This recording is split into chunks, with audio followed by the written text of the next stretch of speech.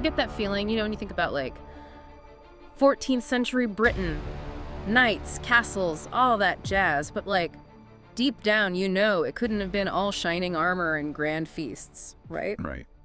So today, we're diving headfirst into the real 14th century. Okay. We've got excerpts and notes here, all about the big stuff that went down in Britain. And let me tell you, boring isn't a word that comes to mind. Oh, is that right? First thing that hits you. It's practically wall-to-wall conflict. I mean, yeah, we all picture those knights and castles, but imagine living in a time when war with Scotland and France was like the norm. It was relentless. And it wasn't just, armies clashing on a battlefield. It affected everyone. Daily life, the economy, everything. Yeah. And of course, all that pressure forced some serious military innovation. Yeah, had to keep ahead of the curve, right? Exactly. That's why the 100 Years' War is so fascinating. Think about it. The English longbow archers, talk about a game changer. These guys, with a relatively simple weapon, could just, decimate cavalry charges. Makes you think about how, even back then, the right technology, even something like a bow and arrow, could completely disrupt the balance of power. Disruptive technology in the 14th century, love it. But, if constant war wasn't rough enough, then you've got the Black Death sweeping through the population. Our source material does not hold back on the vivid details about this plague. Yeah, the Black Death is just... It's impossible to overstate how devastating it was. And it's not just about the staggering death toll, right? Yeah. But how it completely reshaped everything. Societies had to rebuild, rethink. Everything got turned upside down, basically. Exactly. You had massive labor shortages because, so many people died. And that gave the peasantry, the ones who survived, a lot more leverage than they ever had before. They could demand better wages, better treatment even. And all of that, fed directly into the Peasants Revolt of 1381. See, that's what I find so fascinating about this period. The Peasants Revolt, this wasn't just a few disgruntled farmers, right? Oh, absolutely not. It was a full-blown uprising, a direct challenge to the entire feudal system. They were demanding an end to serfdom. Think about that.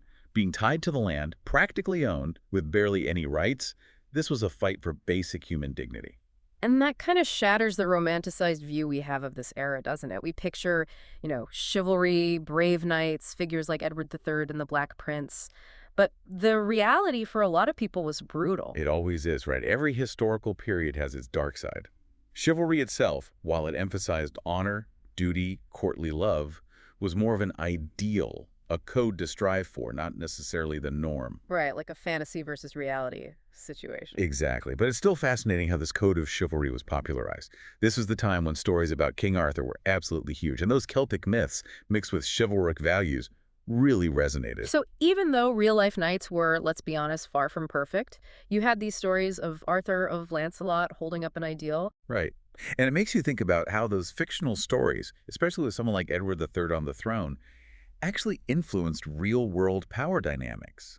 He even established the Order of the Garter, this very real symbol of chivalry and unity, drawing directly on those legends. Wow. Talk about blurring the lines between stories and real life. But even as chivalry captured everyone's imaginations, another challenge was brewing. And this one was aimed at the most powerful institution of the time, the church. Ah, yes, Lollardy. And this wasn't just about challenging the church's authority. It was about offering people a completely new way to connect with their faith. A new way to understand faith itself. That's pretty radical, even for today, let alone the 14th century. It was revolutionary.